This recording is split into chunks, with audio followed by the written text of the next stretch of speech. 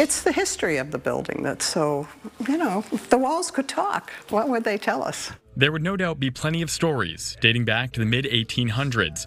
Carol McAllister's apartment is one of 150 inside this Saco mill building that was once a shoe factory. There used to be quite a few other mill buildings on the island, but those have since been torn down, so we're lucky this one's still standing and we've been able to redevelop it.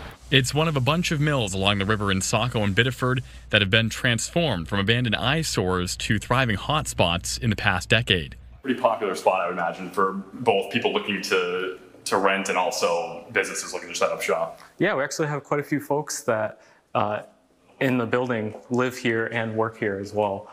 Matt Dubois, now in charge of this space, remembers a time not so long ago when snow blew in through boarded windows and no one imagined the words booming and mill in the same sentence. I grew up in Biddeford and I never thought I'd see all these mills redeveloped with businesses and people living inside them. While many of the mill buildings here in southern Maine have pumped new life into their downtown communities as the hot places to eat, shop, and live, further north it looks a bit different.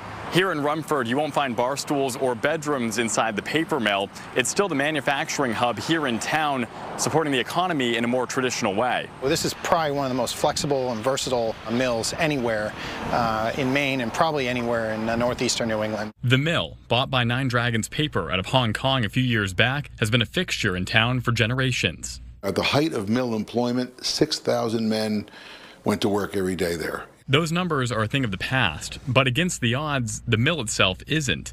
The initial idea to put it here forever changed this region. Rumford's got a unique history. That decision by, people long gone, that decision to locate a mill here triggered a lot of things that, continue to this day. The same is true in York County, where Carol's art hangs on bricks laid over 100 years ago. She compares it to living in a museum.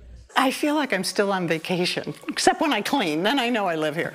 But I just think I am so lucky that I live here. Where some live, others work. Perhaps the most unique aspect of mill redevelopment is the shift in how business is conducted inside. Instead of one large factory, a community of individual businesses drive the local economy now. They've set up shop under the same wooden beams that used to run above the assembly lines. It's a different sense of community in Rumford. Peter Chase has lived here his entire life. Is it a point of pride for people around here that it still is operational like it is? I think it is, and I think maybe that's one of the reasons why they decided to buy this mill, because of the pride that's in the paper makers.